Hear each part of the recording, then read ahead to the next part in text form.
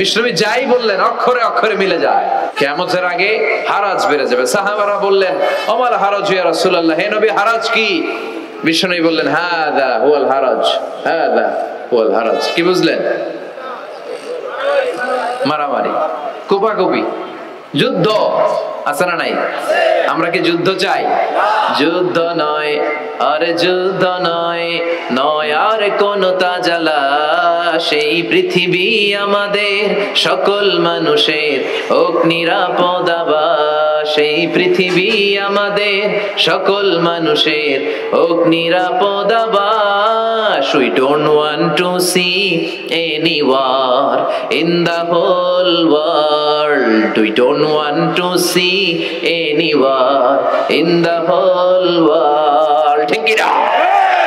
আমরা কোনো যুদ্ধ দেখতে চাই না, মারামারি দেখতে চাই না, অন্যায় হত্যাকাণ্ড বিচার বহির্ভূত কোন হত্যাকাণ্ড আমরা এদেশে দেখতে চাই না। বিশ্বনবী বললেন কিয়ামতের আগে এগুলো বেড়ে যাবে। যে হত্যা করবে সে জানবে না কেন আমি হত্যা করলাম। এরকম হত্যা দেশে আছে না নাই? উপরের নির্দেশ, উপরের টেলিফোন, শুট করো, পোশাকি বাহিনী পিস্তল আছে, শুট করে দিল, কিন্তু কেন সে মারলো ওই সৈনিক জানে না। এরকম আছে না নাই? আবার যে নিহত হইলো সেও জেনে মরতে পারলো না যে আমি কেন বললাম। আহা, এই বাংলার বিভিন্ন নদীতে মাঠে ঘাটে হাত বাঁধা, পা বাঁধা, চোখ বাঁধা, বস্তাবন্দি করা লাশ পাওয়া যায় কি যায় না? এই দুনিয়ায় তারা বিচার পায় নাই, কিন্তু এগুলোর বিচার আছে না নাই? এগুলোর বিচার যদি না থাকতো, the worldly life will be a joke. এই পৃথিবীটা একটা জোকিং হইতো, জোকিং। জোক করার জন্য আল্লাহ পৃথিবী বানায় না। যেগুলোর বিচার এই জমিনে আমরা পাই নাই, সেগুলোর বিচার আখিরাতে হবে। সেদিন হবে আসল বিচার, সেদিন হবে ফাইনাল খেলা। সেদিন হবে কি খেলা? বিশ্বাস হয়? অপেক্ষা আছে না নাই? সবগুলোর বিচার হবে ইনশাআল্লাহ। পড়েন আপনার জমি মেরে খাইছে, দুনিয়ায় বিচার পান নাই, আহকামুল হাকিমিনের বিচার আছে না নাই? আপনাকে অন্যায় ভাবে আঘাত করেছে, দুনিয়ার বুকে বিচার পান নাই, আখিরাতে বিচার আছে না নাই? বিশ্বনবী বললেন এই মারামারিটা বেড়ে যাবে কিয়ামতের আগ দিয়ে। এখন দেখেন খালি মারামারি, কোপাকুপি। কিয়ামতের আগ দিয়ে আমানতের খেয়ানত হবে। এটা আমাদের সমাজে আছে না নাই? বিশ্বনবী বললেন কিয়ামতের আগ দিয়ে আমানতের খেয়ানত হতে থাকবে। ইদা দুইয়াতিল আমানাতু ফান্তাযিরিস সাআ। সাহাবারা প্রশ্ন ছুড়ে দিলেন, ইয়া রাসূলুল্লাহ মাতা সাআ, কখন কিয়ামত হবে? বিশ্বনবী বললেন ইদা দুইয়াতিল আমানা, যখন আমানতের খেয়ানত হবে তখন কিয়ামত হবে। সাহাবীরা আবার প্রশ্ন ছুড়লেন, কাইফা ইদাআতুহা ইয়া রাসূলুল্লাহ, হে নবী আমানতের খেয়ানত কেমন করে হবে? বিশ্বনবী বললেন ইদা উসিদাল আমরু ইলা গায়রি আহলিহি ফান্তাযিরিস সাআ। যে লোকটা যেই চেয়ারে বসার যোগ্য নয় তাকে যখন ওই চেয়ারে বসিয়ে দেওয়া হবে তখনই কিয়ামত হয়ে যাবে। ধরেন একজনের আপনারা প্রধান বক্তা হিসেবে দাওয়াত দিলেন, জানে না কোরআন, জানে না হাদিস, জানে না বক্তৃতা। এটা কিয়ামতের আলামত না? এটা আমানতের খেয়ানত না? এই দেশের শিশু বক্তা আছে না নাই? কথা কন। আহা, এদিকে আর কি মানুষ হয়েছে? শিশু বক্তা হইলে 3 গুণ হবে। বিল্ডিং টিল্ডিং ভাঙ্গা, প্যান্ডেল ম্যান্ডেল খুললা, অবস্থা সারা। এত মানুষ ও যে কি বলে ও নিজেও জানে না, কি যে জানে না ওইটাই জানে না। সবকিছুর একটা বয়স আছে। তোমাকে পড়াশোনা করতে হবে, তোমাকে ডিগ্রি অর্জন করতে হবে, তোমাকে জানতে হবে, তোমাকে বিশ্লেষণ করার, অ্যানালাইসিস করার ক্ষমতা রাখতে হবে। ছোট বাচ্চা যদি মুরব্বির মতো কথা বলে আমরা এটার বেয়াদব বলি। পাশে খতিব সাহেব হুজুর, এখানে হাফেজ সাহেব হুজুর, এখানে ইমাম সাহেব হুজুর, এখানে কামিল মাদ্রাসার প্রিন্সিপাল, এখানে জগৎ বিখ্যাত মুহাদ্দিস, আর সে বেয়াদবের মতো পায়ের উপর পা তুলে আঙ্গুল নাড়িয়ে নাড়িয়ে কথা বলে। এটা কিয়ামতের আলামত। এগুলো বন্ধ করেন, এগুলোর সাথে ইসলামের সম্পর্ক না। যারা কোরআনের কথা জানে, যারা আলেম, তাদেরকে দাওয়াত করেন, জ্ঞান গর্ভ আলোচনা করবে, আপনার জীবনকে উজালা করে দিবে কে? আল্লাহ। কিন্তু লোক জড়ো করার জন্য এগুলো করে। আহা, তাফসীর মাহফিলের ভিতরে এই শো অফ, খালি লোক দেখানো মানসিকতা। কে আসলে বেশি লোক হবে এরা দাওয়াত করো। এটা কিয়ামতের আলামত না? সুবহানাল্লাহ কয়। আর এটা কিয়ামতের আলামত। তো এগুলো লৌকিকতা যেন না হয়। এটা তো দিনের দাওয়াতের একটা সেক্টর, একটা প্ল্যাটফর্ম। এখানে ভুইগড়ের যিনি সবচেয়ে বড় খতিব সাহেব হুজুর, উনি আসলেই চলবে। বড় আলেম উনি আসলেই চলবে। পাবনা জেলার বড় আলেম পাবনায় কথা বলবে, আর অন্যান্য জেলার যদি সুযোগ হয়। কিন্তু এমন ভাবে এটারে আমরা একটা আক্রমণাত্মক জায়গায় নিয়েছি। একটা ডেটের জন্য মানুষ সিআইপি ভিআইপি দিয়ে ট্রাই করে, এটা ঠিক না। এই টেন্ডেন্সি থেকে আমরা যেন বেরিয়ে আসি। আমরা আমাদের দরকার ইখলাস। কি দরকার? ইসলাম কি বলে, কি শিখাতে চায়, কি বুঝাতে চায়, ওইটা বোঝার চেষ্টা করেন, ওইভাবে মানার চেষ্টা করেন। কে কি বললো দেখার দরকার না, এত লোক জড়ো হওয়ার দরকার নাই। আজকে যদি চ্যানেল একটাও না থাকতো, 10 জন বসে যদি আমার কথা শুনতো, কোনো সমস্যা আছে? কথা বলেন। এজন্য হেদায়েতটা সবচেয়ে বেশি জরুরি, ইখলাসটা জরুরি, আল্লাহর প্রতি ভয়, আস্থা, ভালোবাসা, এটা বেশি জরুরি। আল্লাহ তুমি ইখলাস দিয়ে আমাদের হৃদয়টাকে পূর্ণ করো। তাহলে এই যে লোক যে চেয়ারে বসার যোগ্য না, ওই লোক যদি ওই চেয়ারে বসে, কিয়ামতের আলামত আছে না নাই? চেয়ারম্যান হওয়ার যোগ্যতা যদি না থাকে, যদি চেয়ারম্যান হয়ে যায়, হ্যাঁ, সাইয়্যিদুল কওমি খাদিমুহুম, নেতা হবে তারা যারা মানুষকে খেদমত করবেন। খেদমত করার জন্য 1.5 কোটি টাকা খরচ করে চেয়ারম্যান ইলেকশন করে, 5 কোটি টাকা। এগুলো কেন? এই ট্রেডিশন দেশে আসলো কেন? উনি টাকা খরচ করবে কেন? ওনার চা খাওয়ানো আর সিগারেট খাওয়ানো লাগবে কেন? উনি তো আমাদের খাদেম হওয়ার জন্য আসছে। উনি জনপ্রতিনিধি হয়ে দাঁড়াবে, যাকে আপনারা পছন্দ করবেন ভোট দিবেন না। হাজার হাজার কোটি টাকা, শোডাউন, সব আছে না নাই? কিয়ামতের আলামত। মসজিদের সভাপতির সাথে মসজিদের কোনো সম্পর্ক নাই, আছে না নাই? সব সভাপতিকে আমি এক পাল্লায় মেপে দিচ্ছি না, বেশিরভাগের এই অবস্থা। ভালো 2-1 আছে, আমি জেনারেলাইজ করছি না।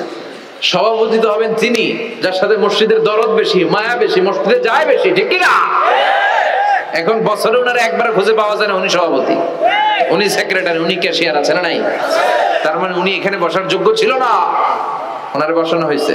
যেই লোক যেই চেয়ারে বসার যোগ্য না, তারা যখন ওই চেয়ারে বসিয়ে দেওয়া হবে, বিষ্ণু বললেন তখনই কিয়ামত হয়ে যাবে। কিয়ামতের আলামত আমানতের খেয়ানত, এটা অনেক বড় বিষয়। আমার সম্পদ আছে, এই সম্পদটা আল্লাহর দেয়া, আমার কাছে আমানত। আমার শক্তি আছে, এই শক্তি আমানত। যুবক যারা আছো, তোমাদের যৌবনটা আল্লাহর দেয়া, তোমাদের কাছে সবচেয়ে বড় নেয়ামত এবং আমানত। তোমরা এখন চাইলে অনেক কিছু করতে পারো। তোমাদের একটা সদিচ্ছা তোমাদের এলাকাটারে জান্নাতি বানিয়ে দিতে পারে। তোমরা চাইলে সাগরের স্রোতকে পাল্টে দিতে পারো, বাতাসের গতিকে উল্টে দিতে পারো, তোমরা ইতিহাস রচনা করতে পারো। বিশ্বনবী যখন তোমাদের মতো যুবক ছিল, তিনি হালাফুল ফুদুল যুব সংঘ করেছেন, গানের কনসার্ট করে নাই, যাত্রাপালা করে নাই, নাচানাচি করে নাই। উনি হাতে হাত রেখে বলছেন, মক্কার বুকে কোনো টেন্ডারবাজি থাকবে না, মক্কার জমিনে কোনো চাঁদাবাজি থাকবে না, ধর্ষণ থাকবে না, মক্কার জমিনে কোনো দুর্নীতি চলবে না। এখন একটার পর একটা আমানত আমরা খেয়ানত করে চলি। আমার সম্পদ আমার আমানত, আমার ছেলে মেয়ে আমার আমানত। আমার ছেলে কার সাথে মিশে, ও ডিশের কোন চ্যানেল দেখে, ওই ইউটিউবে কোন সাইট ব্রাউজ করে, এটার ব্যাপারে কিয়ামতের দিন আমার জিজ্ঞেস করবে কে? কারণ এটা আমার। যিনি চেয়ারম্যান, পুরো ইউনিয়ন পরিষদ তার কাঁধে আমানত।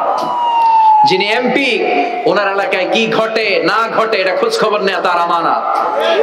মেম্বার অফ দ্য পার্লামেন্ট যিনি আছেন এই এলাকার, তার এলাকায় যদি ইয়াবার আড্ডা বসে, গাঞ্জার আসর বসে, এটার দায়ভার তিনি এড়াতে পারেন না। তার এলাকায় ধর্ষণ হলে এটার দায়ভার তিনি এড়াতে পারেন না। এটা তো আমানত। যিনি মন্ত্রী, পুরো মন্ত্রণালয় এটা তার কাঁধে আমানত। যিনি মাননীয় প্রধানমন্ত্রী, আমার 56,000 বর্গ মাইলের প্রতিটা ইঞ্চি মাটি তার হাতে আমানত। এটা অনেক বড় বিষয়। আর মুমিনের বৈশিষ্ট্য হচ্ছে ওয়াল্লাযীনাহুম লিআমানাতিহিম ওয়া আহদিহিম রাউন। যারা বিশ্বাসী তারা কথা দিয়ে কথা রাখে আর আমানতের খেয়ানত করে না। এজন্য আমানত পূর্ণ করতে রাজি আছেন? যেখানেই আমানত নষ্ট হবে সেখানেই কিয়ামতের ভয় আছে না নাই? দেখেন বিশ্বনবী কত চমৎকার করে দার্শনিকের মতো বলে গেলেন, যাই বলে গেলেন তার পুরোটাই সমাজের সাথে মিলে যায়। কিয়ামতের আগে বড় বড় টাওয়ার বানানোর প্রতিযোগিতা শুরু হয়ে যাবে। আরব বিশ্বে দেখবেন বুর্জ আল খলিফা, জমজম টাওয়ার, এই টাওয়ার, ওই টাওয়ার, একটার পর একটা টাওয়ার। বিশ্বনবী বললেন, কাবার পাশে যে পাহাড়গুলো আছে, কাবার পাশের টাওয়ারের উচ্চতা যদি পাহাড়ের চেয়ে উঁচু হয়ে যায়, ফাআলাম ফাইন্নাল আমরা কদ আযাল্লাক, জেনে রাখো কিয়ামত বেশি দূরে নাই, কিয়ামতের ছায়া তোমার উপরে ছায়া দিচ্ছে। এখন মক্কা শহরের পাহাড়ের চেয়ে হাইট বেশি এরকম বিল্ডিং আছে না নাই? কাবা ঘরের পাশেই তো একটা আছে, জমজম টাওয়ার, 120 তলা উঁচু। দি মক্কা রয়্যাল ক্লক টাওয়ার 120 তলা, বিশাল বড় ঘড়ি লাগানো। এগুলো সব কিয়ামতের আলামত। ওর 2টা গাড়ি আছে, আমার লাগবে 4টা গাড়ি। ও তাহাজ্জুদ পড়ে, আমারও যে পড়তে হবে, ওই টেনশন নাই। ওর মেয়ে হেজাব পরে, আমার মেয়েটারও হেজাব পড়াবো, ওই চিন্তা নাই। ওর ছেলে নামাজে যায়, আমার গাঞ্জা খট্টারও নামাজি বানাবে, এই টেনশন করে না। খালি সম্পদ কেমনে বাড়াবে? দুনিয়াবি চিন্তা, এই পৃথিবীটা একটা ধোঁকা, এই পৃথিবীটা একটা ধোঁকা। একটু থামেন, sit down and think about death. মৃত্যু সম্পর্কে ভাবেন। The most certain thing in our life is death. আমাদের জীবনের সবচেয়ে সুনির্দিষ্ট নিশ্চিত বিষয়টা হচ্ছে মরণ। মরা লাগবেই, চলে যেতে হবে, ঠিক কিনা? কিন্তু এই দুনিয়ার মায়াজালে আটকে পড়ে আমরা আখিরাতকে, মৃত্যুকে বেমালুম ভুলতে বসেছি। বিশ্বনবী বললেন কিয়ামতের আগে মানুষের টেন্ডেন্সি হবে, মানুষ বড় বড় ইয়াতাতাওয়ালুনা ফিল বুনিয়ান, people will start to compete constructing high rises building in the cities. সমাজে বড় বড় টাওয়ার বানানো শুরু করে দেবে। এটা আছে না নাই? এরপর বিশ্বনবী বললেন যুহুরুন নিসা আল কাসিয়াত আল আরিয়াত আল মাইলাত আল মুমিলাত, কিয়ামতের আগে পোশাক পরিহিতা নেকেড উলঙ্গ নারীদের সংখ্যা বেড়ে যাবে। ভয়ঙ্কর। বিশ্বনবী বললেন কাসিয়াত আল আরিয়াত আল মাইলাত আল মুমিলাত, পোশাক পরিহিতা উলঙ্গিনী, মানে বোরকাও পড়বে, বোরকাওয়ালি। তিনি বোরকা পড়েন কিন্তু টাইট ফিটিং বোরকা। তো এতে আপনি, আমার মায়েরা, আমার বোনেরা, আমি আপনাদেরকে সবসময় সম্মান দিয়ে কথা বলার চেষ্টা করি, একটু বোঝেন। এই যে আপনি টাইট ফিটিং এর বোরকাটা পরলেন, এতে লাভটা হলো কি? আপনার দেহের উঁচু নিচু ভাঁজ টের পাওয়া যায়, আপনার সৌন্দর্য প্রকাশ পেয়ে যায়। হেজাব আল্লাহ এমনি এমনি দেয় নাই, যার সম্মান বেশি ওটার প্যাকেট বেশি। কথা কন। ডায়মন্ডের আংটি ওই রাস্তার মধ্যে বিক্রি করে না? স্বর্ণের আংটি না, ওইটা স্পেশাল মার্কেটে বিক্রি করে। কোন মার্কেটের সামনে পুলিশ রাইফেল নিয়ে দাঁড়ায় থাকে না, কিন্তু স্বর্ণ মার্কেটের সামনে রাইফেল আছে না নাই? ভিতরে স্পেশাল সিকিউরিটি আছে না নাই? গ্লাস ফিটিং করা, ওইখানে সিকিউরিটি আলাদা, স্পেশাল লকার আছে না নাই? কারণ এটার দাম বেশি, তাই এটার পর্দা বেশি, প্যাকেট বেশি। সুবহানাল্লাহ পড়েন। নারীদেরকে তো ইসলাম মর্যাদা দিয়েছে। বিষ্ণু বলেছেন দুনিয়া কুল্লুহা মাতা ওয়া খায়রু মাতা'আদ দুনিয়াল মারআতুস সালিহা। দুনিয়া সব হলো সম্পদ, আর এই সব সম্পদের মধ্যে সবচেয়ে দামি সম্পদ হচ্ছে নেককার নারী। সুবহানাল্লাহ। এদের পেটগুলো খনি। এই নেককার নারীগুলো যদি হিজাব মেইনটেইন করে, এই পেটগুলো থেকে আল্লাহওয়ালা বের হবে, নাজমুস সাকিব বের হবে, কারি আহমদ বিন ইউসুফ আল আজহারি বের হবে, বড় বড় মুফাসসিরে কোরআন বের হবে। আর যদি হেজাব না করে, জি বাংলা স্টার জলসা নিয়ে মশগুল হয়ে থাকে, টেন্ডারবাজ, চাঁদাবাজ, ডাকাত, এগুলো বেরোবে। ওজনে কম দিবে, খাদ্যে ভেজাল দিবে, মাছে ফরমালিন দিবে, গাঞ্জার টাকার জন্য লাথি মেরে মারে ঘর থেকে বের করে দিবে। এজন্য নারীরা, আমার বোনেরা, আপনারা অনেক সম্মানিতা, নিজেদের সম্মান সম্পর্কে সচেতন হন। এই হেজাব আপনার অধিকার, এই হেজাব নারীর অহংকার, হেজাব নারীর আভিজাত্যের প্রতীক, হেজাব নারীর রুচির প্রতীক। আপনার রুচিটা কেমন আপনার পোশাক দেখে বোঝা যায়। কথা কন। যে মেয়েটা হিপ হপ স্টাইলে চলাফেরা করে, গ্যাংনম স্টাইলে, এই মেয়েটারে ইফটিজিং করার সুযোগ আছে না নাই? কিন্তু যে হেজাব মেনটেন করে যেই নারীরা চলে, এদেরকে দেখলেই একটা সম্মান চলে আসে। কি ভুল বললাম? একটা সম্মান আসে না? আপনাদের সম্মানটা আপনারা রাখবেন। বিষ্ণু বললেন যুহুরুন নিসাল কাসিয়াতাল আরিয়াতাল মাইলাতাল মুমিলাত, কিয়ামতের আগে পোশাক পরিহিত উলঙ্গিনী নারী বেরোবে। লা ইয়াজিদনা রিহাহা লা ইয়াদখুলনাল জান্নাতা ওয়া লা ইয়াজিদনা রিহাহা। এই নারীগুলো জান্নাতে তো প্রবেশ করবেই না, জান্নাতের ঘ্রাণও নাকে লাগবে না। ওয়া ইন্না রিহাহা তুজাদু মিন মাসিরাতি 500 সানা। আর জান্নাতের ঘ্রাণ 500 বছর দূরের রাস্তা থেকে টের পাওয়া যায়। খেয়াল করে বুঝেন, এখান থেকে জান্নাতে পৌঁছতে আরো 500 বছরের রাস্তা। কয় বছরের? এত দূরে থাকতেই জান্নাতের সুবাতাস এসে আপনার নাকে ধাক্কা লাগবে। সুবহানাল্লাহ পড়বেন না? এই নারীগুলো জান্নাতে যাবে না, জান্নাতের ঘ্রাণও পাবে না। এজন্য বাবা যারা এসেছেন, সচেতন হন। আপনার মেয়ে চাইলেই যে কোনো ড্রেস আপনি তাকে কিনে দিতে পারেন না। মায়েরা যারা আমার কথা শুনছেন, আপনার মেয়ে আবদার করবে, সে তো ছোট, সে কি বুঝে? কিন্তু দেখবেন অনেক বিয়ের অনুষ্ঠানে আমি দেখেছি, মায়ের বয়স হচ্ছে 60, মায়ের হাত মোজা, পা মোজা, বোরকা লাগাইছে 2টা, পাশে ষোড়শী, অষ্টাদশী, তন্নি, সুন্দরী, সুস্নিগ্ধা এক মেয়ে, বয়স মাত্র 18, ওর বুকে ওড়না নাই, ওটা গলায় শোভা পাচ্ছে। 60 বছরের বুড়া মহিলার দিকে কেউ তাকাবে? ওনার তো ডেট এক্সপায়ার্ড, ডেট এক্সপায়ার্ড। ওনার সৌন্দর্য যা ছিল সব শেষ। তার দিকে তাকাবে না, তার উঠতি বয়সের তরুণ মেয়েটার দিকে অনেকে তাকাবে, কারণ এটা জেনেটিক্যাল একটা ইস্যু। একটা পুরুষ একটা নারীর দিকে জেনেটিক্যালি আকৃষ্ট হবে, এটাই স্বাভাবিক, ঠিক কিনা? এজন্য আপনার হাত মোজা, পা মোজা আপনার দরকার ছিল না, আপনি পাতলা কাপড় পরলেও সমস্যা নাই। কথা কয় হাত মোজা পা মোজা দরকার ছিল আপনার যুবতী মেয়েটার হাতে, যুবতী মেয়েটার পায়ে। এজন্য আপনারা আপনাদের সম্মানকে বুঝবেন। যারা নারী স্বাধীনতার কথা বলে, নারী আন্দোলনের কথা বলে, এরা নারীদেরকে ঠকায়, এরা নারীদেরকে বিজ্ঞাপনের বিলবোর্ডে নগ্ন করে উপস্থাপন করে। রাস্তা দিয়ে হাঁটি, চোখ খুলতে পারি না। আমার মায়েরা, এরা আমার দেশের মেয়ে, এরাই 56,000 বর্গমাইলের মেয়ে।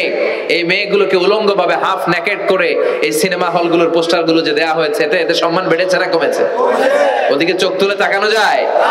এজন্য নারী স্বাধীনতার কথা যারা বলে, এদের কথায় ফাঁদে পা দিবেন না। এরা আপনাদের সম্মান বাড়াতে চায় না, এরা আপনাদেরকে বিলবোর্ডে উঠাতে চায়, আপনাদেরকে উলঙ্গ করে রূপালী পর্দায় উঠাতে চায়, টিভির পর্দায় আপনাদেরকে নেকেড করে উপস্থাপন করতে চায়। এদের ঘরেই নারীরা বেশি নির্যাতিত হয়, এদের কাজের মেয়েরাই বেশি নির্যাতিতা, আর সুযোগ পেলে এরা ধর্ষণে সেঞ্চুরি করতে দেরি করে না। নারীদেরকে সম্মান দিয়েছে ইসলাম। আমার বোনেরা, আমাদের সম্মান যেন আমরা রাখতে পারি। আল্লাহ তুমি বোঝার তৌফিক দান করো। এরপরে বিশ্বনবী বললেন, ইতাআতু যাওজা ওয়া উকুকুল উম। কিয়ামতের আগে বিয়ে করার পরে ছেলেগুলো মাকে ভুলে গিয়ে স্ত্রীর পেছনে পেছনে দৌড়াবে, স্ত্রীর আনুগত্য করবে। এরকম নমুনা আছে না নাই? মাকে ভুলে যাওয়া যাবে না। মায়ের দোয়া বড় দোয়া। মায়ের দোয়া সবার আগে কবুল। বুলেট মারলে বুলেট মিস হয়, মায়ের দোয়া মিস হয়? খবরদার। স্ত্রী চলে গেলে নতুন স্ত্রী পাওয়া যায়, মা মরে গেলে মা পাওয়া যায়? তাই বলে আমি বলছি না আপনার স্ত্রীকে ডিভোর্স দেন না, বুঝান, মাকেও বুঝান, স্ত্রীকেও বুঝান, বুঝানোর চেষ্টা করেন। সমাজের এখন সবচেয়ে বড় সমস্যাটা হচ্ছে শাশুড়িরা চায় আমি ডমিনেট করব, আমার এতদিনের গড়া সংসার। বউ এসে কয় না, আমি আইছি মাগার, আমি সব খায় হলাম। আছে না নাই? এই যে সবাই ডমিনেট করতে চায়, এটা সমস্যা। সমাধানটা কি? সমাধানটা হচ্ছে আমাদের শাশুড়ি যারা আছে সমাজের, তাদের উচিত বৌমাটারে নিজের মেয়ের মতো মনে করা। নিজের মেয়ের যেখানে বিয়ে দিছে ওইখানে কিন্তু খুব খোঁজ নেয়, মা তোর কি অবস্থা, তোর কষ্ট হইলো কিনা, ইত্যাদি ইত্যাদি। কিন্তু ছেলের বউ করে যারা আনছে এরা দিয়ে ইচ্ছে মতো কাজ করা, এরকম ডাকাত আছে না নাই? ডাবল স্ট্যান্ডার্ড, এটা ঠিক না। আর বৌমা যারা আছেন, ঘরের বৌমা, এরা শাশুড়িকে একটু মায়ের মতো মনে করেন না, কারণ একদিন আপনিও শাশুড়ি হতে চলেছে, একদিন আপনিও শাশুড়ি হবেন। রং ধরা যৌবন জং ধরে শেষ, আপনারও ছেলে হবে, এই ছেলের বিয়ে করাতে হবে, এই ছেলের বউ এসে আপনার ঘরে তাই করবে আপনি আপনার শাশুড়ির সাথে যা যা করেছেন। এই ছোট্ট হিসাবটা বুঝতে চায় না। শাশুড়ির উচিত বৌমাকে নিজের নিজের মেয়ের মতো করে আদর করা, যত্ন করা, আর বৌমাদের উচিত শাশুড়িকে মায়ের মতো সেবা করা। এই মিউচুয়াল আন্ডারস্ট্যান্ডিংটা থাকলে কোনো ঘরে আর ঝগড়া হবে? মাকে ভুলে গিয়ে স্ত্রীর পেছনে পেছনে দৌড়াবে, খবরদার, খবরদার। আপনি নামাজি হতে পারেন, মুসল্লি হতে পারেন, হাজী সাহেব হতে পারেন, কিন্তু মা যদি বদদোয়া দেয় আপনার সব শেষ, দুনিয়াও শেষ, আখিরাতও শেষ। মায়ের মর্যাদা বাবার চেয়ে 3 গুণ বেশি। হামালাতহু উম্মুহু, কারণ বাবা পেটে ধরে নাই, পেটে ধরছে কে? ওয়াহানান আলা ওয়াহান, 8 মাস 10 মাস এই বোঝাটা বাবা বহন করে নাই, করলো কে? ফিসালুহু ফি আমাইন, 2 বছর বাবা দুধ খাওয়ায়নি, দুধ খাওয়ালো কে? মায়ের এক ধার দুধের দাম কাটিয়া গায়ের চাম, পাপস বানাইলে ঋণের শোধ হবে না, এমন দরদি ভাবে কেউ হবে না আমার মা গো। ঠিক কিনা? লাউ কাতা'তা জিলদাক, আপনার গায়ের চামড়া কেটেও যদি মায়ের পায়ের জুতা বানিয়ে দেন, কি বানিয়ে দেন? কি দিয়ে? গায়ের চামড়া দিয়ে। এই যে 2 বছর যে দুধ খাইলাম, এই দুধের 1 ঢোক দুধের সুদটাও আদায় হবে না। এজন্য খবরদার, মাকে যেন আমরা ভুলে না যাই। মা দোয়া করতে দেরি, ওই দোয়া কবুল হতে। আমরা ছোটবেলায় যে কত কষ্ট দিয়েছি, সবচেয়ে বেশি কষ্ট যখন দিয়েছি মাকে, ওই স্মৃতিগুলো আমাদের মনে পড়ে না। আপনার বয়স যখন 1 বছর, আপনি স্মৃতি হাতড়ে এত দূর যেতে পারবেন? 1 বছর বয়সে কি কি কষ্ট দিয়েছিলেন মনে আছে? মানুষের বয়স যখন 2, 3, 4 হয়, 4-5 বছর বয়সে তখন তার কথাগুলো খেয়াল থাকে। কিন্তু সবচেয়ে কষ্ট কিন্তু মাকে বাবাকে আমরা দিয়েছিলাম যখন আমাদের বয়স 1-2 বছর ছিল। আর মায়ের পেটের ভিতরে যখন ছিলাম তখনও কষ্ট দিয়েছি কি দেই নাই? এক একটা লাথি যখন মেরেছে আমার মা বেহুশ হয়ে যেত। আমাকে আপনাকে জন্ম দিতে যে আপনাদের মা কতটা কষ্ট করেছেন খেয়াল করে শুনেন। চিকিৎসা বিজ্ঞানীরা বলে একজন সুস্থ মানুষ 45 ইউনিট পেইন মানে ব্যথা একসাথে সহ্য করতে পারে। ব্যথার তীব্রতা সিভিয়ারনেস যদি এর চেয়ে বেড়ে যায় হয়তো লোকটা বেহুশ হয়ে যাবে, না হয় মরে যাবে। কিন্তু আমার আর আপনার মা আমাকে আর আপনাকে জন্ম দিতে যে ওই ডেলিভারি যখন দিয়েছিল 57 প্লাস 57 ইউনিটেরও বেশি ব্যথা তিনি সহ্য করেছিলেন, যেটা কোনো অ্যাক্সিডেন্টে আমাদের দেহে প্রত্যেকের 206টা হাড্ডি, কোন সড়ক দুর্ঘটনায় আপনার দেহের 20টা হাড্ডি একসাথে টাস টাস করে ভেঙে গেলে যত ব্যথা তার চেয়েও বেশি ব্যথা। জন্য খবরদার খবরদার, মাকে যেন আমরা ভুলে না যাই, মায়ের দোয়া যেন নেই। কখনো যদি মায়ের সাথে বেয়াদবি করে থাকি আমরা যেন মাফ চেয়ে নেই। আমরা সবাই মায়ের দোয়া নিব, মায়ের দোয়া ছাড়া কেউ জীবনে সফল হতে পারে। মা যার চলে গেছে তারা জানে মা না থাকার কি জ্বালা। মায়ের কথা মনে পড়ে না? যখন রাত্রি নিঝুম এই চোখে ঘুম, একলা শূন্য ঘরে তোমায় মনে পড়ে মাগো, তোমায় মনে পড়ে। জানি তোমার দোয়া পেলে উঠবো সকল বাধা ঠেলে, তোমার দোয়া সকল কাজে ঝরছে মাথায় পড়ে। তোমায় মনে পড়ে মাগো, তোমায় মনে পড়ে। যখন রাত্রি নিঝুম এই চোখে ঘুম, একলা শূন্য ঘরে তোমায় মনে পড়ে মাগো, তোমায় মনে পড়ে। ঠিক কি না? আমরা যারা মা হারা বাবা হারা আল্লাহর কাছে আমরা কামনা করি আল্লাহ আমাদের বাবা মাকে তাদের কবরগুলোরে তুমি জান্নাতের টুকরা বানিয়ে দাও। বিষ্ণু বললেন যুখরুফাতুল মাসাজিদ ওয়াত তাবাহি বিহা, কিয়ামতের আগে মসজিদ নিয়ে অহংকার শুরু হয়ে যাবে। ওই মসজিদ টাইলসের মসজিদে আমরা এসি লাগাবো, ওইটাতে 3 তলা করছে আমরা 5 তলা করবো, ডিজাইন করব এগুলা, কিন্তু আমরাও যে নামাজ পড়বো এই চিন্তা নাই। কথা কন, মসজিদের সৌন্দর্য হচ্ছে মুসল্লি দিয়ে, কি দিয়ে? কিন্তু আমাদের মসজিদগুলো মুসল্লি শূন্য। ফজরের সালাতে বেহাল দশা, কথা বলেন, জোহরের সালাতে বেহাল দশা, আসরের বেহাল দশা, মাগরিবে একটু বাড়ায় আসে আবার বেহাল দশা, কথা বলেন। এজন্য মসজিদে গিয়ে সালাত পড়তে হবে। মসজিদ নিয়ে বাড়াবাড়ি করা যাবে না, দলাদলি করা যাবে না। মসজিদকে আমরা এত ডিজাইন করি, এটাও নিষেধ। মসজিদের সামনের দেয়ালে ঘড়ি টড়ি লাইটিং ফাইটিং এগুলো যত কম দেয়া যায় তাহলে দৃষ্টিটা ওইদিকে যাবে না। লাইট টাইট সবকিছু পেছনে হবে, যার ঘড়ি দেখা দরকার পেছন থেকে দেখে নেবে, সামনের জায়গাটা হবে ফ্রেশ। কিন্তু এরকম মসজিদ বাংলাদেশে খুঁজেই পাওয়া যায় না, কথা বলেন। বিশ্বনবীর মসজিদ ছিল, বুখারীর বর্ণনা, ওয়াকানা সাকফুল মসজিদে জারিদুন নাখাল, বিশ্বনবীর মসজিদে নববীর ছাদ ছিল খেজুর পাতা দিয়ে তৈরি, ডালা দিয়ে তৈরি ছাদ। আর মসজিদে নববীর ফ্লোর ছিল বালুর ফ্লোর, বৃষ্টি হলে কাদামাটি হয়ে যেত। বিশ্বনবীর সাহাবীরা বর্ণনা করেন, রাআইতু রাসূলুল্লাহি সাল্লাল্লাহু আলাইহি ওয়াসাল্লাম ইয়াসজুদু ফিল মাই ওয়াত তিন, কাদামাটির উপরে বিশ্বনবী সিজদা দিচ্ছেন, নামাজ পড়ছেন। সালাম ফিরিয়ে বিশ্বনবী যখন সাহাবীদের দিকে মুখ ফিরিয়ে বসে তাসবিহ পড়তেন, সাহাবারা বর্ণনা করেন, রাআইতু আসারা তিনি ফি জাবহাতি, বিশ্বনবীর কপাল মোবারকে আমরা কাদার মাটি দেখতে পেয়েছি। আর আমাদের মসজিদে খালি টাইলস, কই তোরা ঢাকায় টাইলস, আমরা উজবেকিস্তান থেকে টাইলস নিয়ে আসব, আছে না নাই? এজন্য মসজিদ দিয়ে যেন আমরা দলাদলি না করি, মসজিদটার যেন হেদায়েতের মার্কাজ বানাই। রাজি আছেন তো? বাচ্চাদেরকে মসজিদে যেতে দিবেন, আমি সব জায়গায় বলি। অনেক মুরব্বীরা আছে বাচ্চাদেরকে মসজিদে ঢুকতে দিতে চায় না, আছে না নাই? বাচ্চা ঢুকাইলে রেগে যায়। রেগে যান কেন? ওর বয়সে তো আপনি মসজিদের দিকে আসার খান নাই, মসজিদের দিকে উল্টায় পরে আসারও তো খান নাই। ও আসতে যাচ্ছে, আসতে দেন। বাচ্চারা মসজিদে আওয়াজ করবে, এতে কোনো সমস্যা নাই, বাচ্চারাই তো আওয়াজ করবে, আপনি করবেন? বাচ্চারা লাফালাফি করলে ভাল লাগে, 80 বছরের বুড়া মানুষ লাফ দিলে ভাল লাগবে? কথা কন, বিশ্রী দেখা যাবে। বাচ্চারা এরকম লাফালাফি করবে। তুরস্কের বিভিন্ন মসজিদের দেয়ালে ফেস্টুনে ব্যানারে লেখা থাকে, নামাজ চলা অবস্থায়, জামাত চলা অবস্থায় যদি পিছনে বাচ্চাদের আওয়াজ চিল্লাফাল্লা শুনতে পাওয়া না যায় তাহলে ভবিষ্যৎ প্রজন্ম নিয়ে তোমাদের চিন্তায় থাকা উচিত। পিছনে বাচ্চাদের আওয়াজ নাই, তার মানে আমার নাতিপুতি আমার ছেলেমেয়েরা তো নামাজি হচ্ছে না। আর তারাবি নামাজ পড়তেছে, পিছনে চিল্লায় ফাটায় ফেলাইতেছে, তার মানে ইনশাআল্লাহ ভবিষ্যতে নাতিপুতিরা সবগুলা মুসল্লি হবে। কথা বলেন, বুঝায় দিবেন যে বাবারা দুষ্টামি করিস না, কিছুক্ষণ থামবে আবার শুরু করবে। এটাই বাচ্চাদের সৌন্দর্য, এটা বাচ্চারা করলেই মানায়। বাচ্চাদেরকে যেন আমরা মসজিদে নিয়ে যাই, রাজি আছেন তো?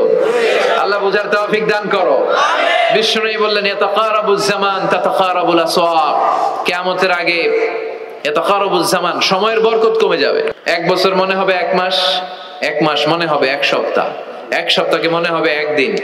মনে হয় যে অল্প কয়েক মাসের ব্যবধানে বছরটা ঘুরে যেন আবার চলে আসলো, এরকম মনে হয় না? বরকত উঠায় নিচ্ছে কে? কথা বলেন। এরপর খাবারের স্বাদ উঠায় নিচ্ছে কে? আগে খাবারের যে স্বাদ ছিল এখন এটা আছে? আগে ইলিশ মাছ রান্না করলে যে ঘ্রাণ হতো, এখন এই ঘ্রাণ পাওয়া যায়? আগে শোল মাছের ঝোল রান্না করলে যে স্বাদ হতো, আগে চিংড়ি মাছ রান্না করলে যে স্বাদ লাগতো, এখন এই স্বাদ পাওয়া যায়? সব তুলে নিল কে? দেখেন বিশ্বনবী যা যা বললেন তার প্রমাণ সমাজে আছে না নাই? শুনতেছেন না? কষ্ট হচ্ছে?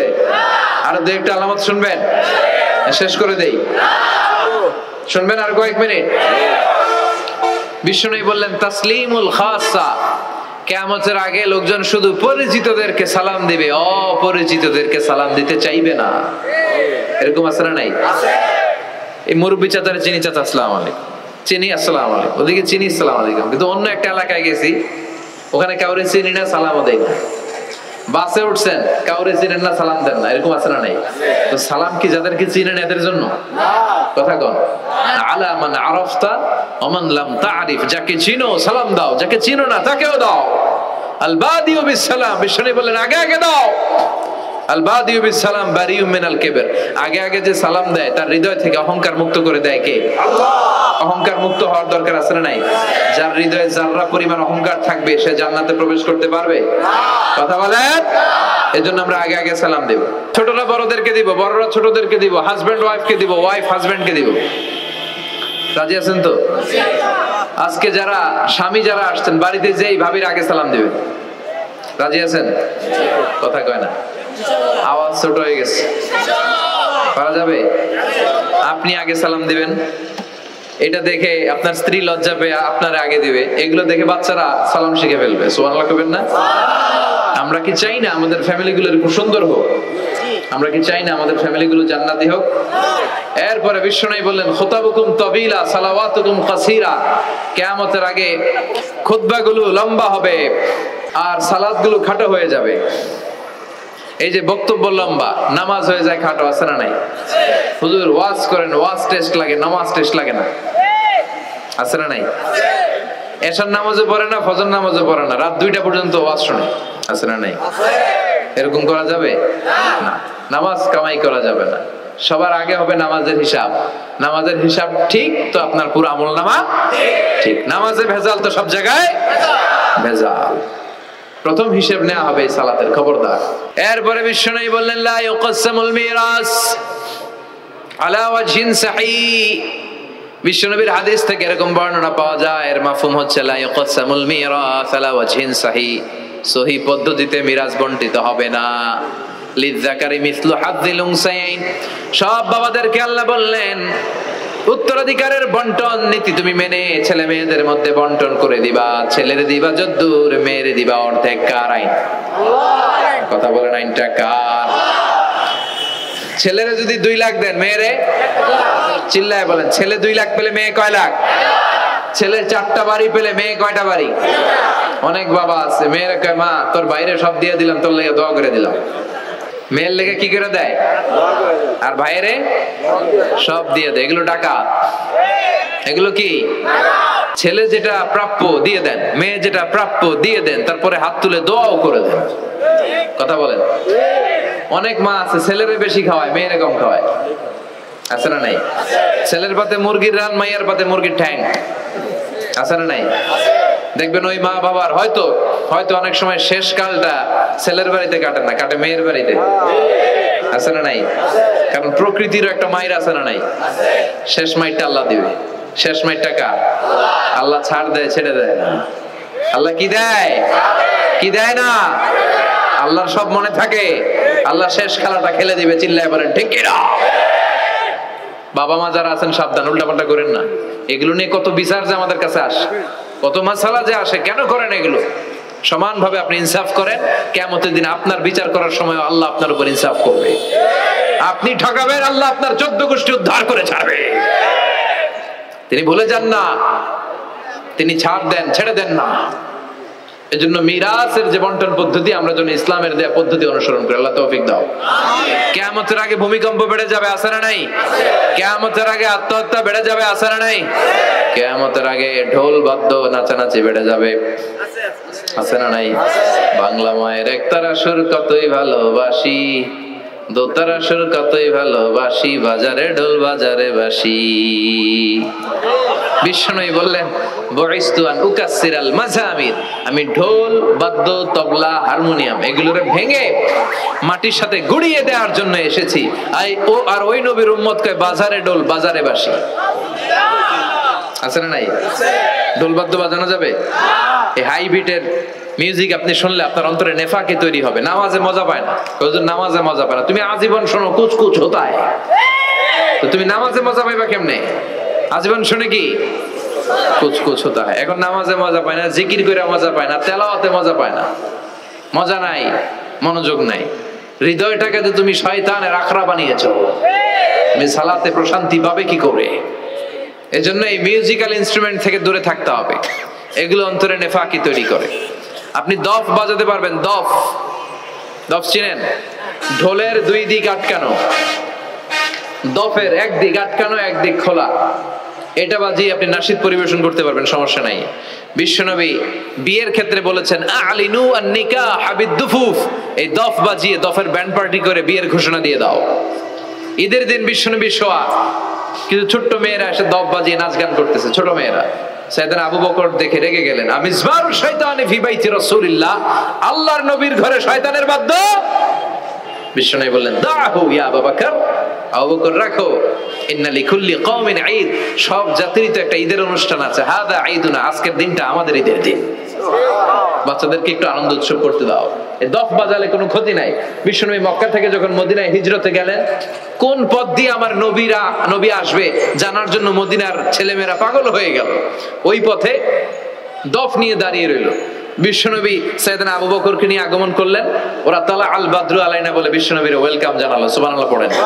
তালা আল বাদরু আলাইনা মিন সানিয়াতিল ওয়াদা ওয়াজাবা শুকরু আলাইনা মাদা লিল্লাহি দা আইয়ুহাল মাবউসু ফিনা جئت من أمر المطاب جئت شرفت المدينة مرحبا يا خير دا طلع البدر علينا من ثنيات الوداع وجب الشكر علينا ما دعا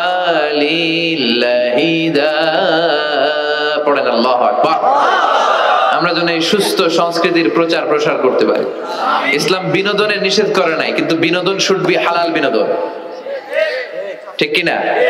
আপনি অসুস্থ সংস্কৃতির চর্চা করলে ওইটা আল্লাহ অ্যাকসেপ্ট করবে না। সংস্কৃতিটা হতে হবে সুস্থ সংস্কৃতি। আল্লাহ তুমি তৌফিক দাও। বিষ্ণুবী যা যা বললেন, ভুইঘরের ভাইয়েরা, তার প্রতিটি আমাদের আশেপাশে চোখের সামনে পেছনে আছে না নাই? এটা ফিতনার যুগ। কিসের যুগ? এই যুগে আমানতের খেয়ানত হবে, এই যুগে নারীরা বেপরদা হয়ে চলাফেরা করবে, এই যুগে নিজের ঈমান বাঁচানো কঠিন হয়ে যাবে। এই কঠিন বিপদের সময় আমাদেরকে বাঁচাতে পারে দুইটা জিনিস। কয়টা জিনিস? চিল্লায় বলেন কয়টা? দুইটা জিনিস শুধু আমাদেরকে বাঁচাতে পারে। এক হচ্ছে আল্লাহর কোরআন, দুই হচ্ছে বিশ্বনবীর সুন্নাহ, ঠিক কিনা? এই দুইটা জিনিসকে মারির দাঁত দিয়ে আঁকড়ে ধরে রাখতে হবে, তাহলে সে পথভ্রষ্ট হওয়ার কোনো সুযোগ। This Quran and Sunnah hour way to জান্নাহ, ঠিক কিনা? আওয়াজ করে আমার সাথে পড়েন, কোরআন and Sunnah hour way to জান্নাহ। আওয়াজ বাড়ায় দেন, পড়েন, কোরআন and Sunnah hour way to Jannah.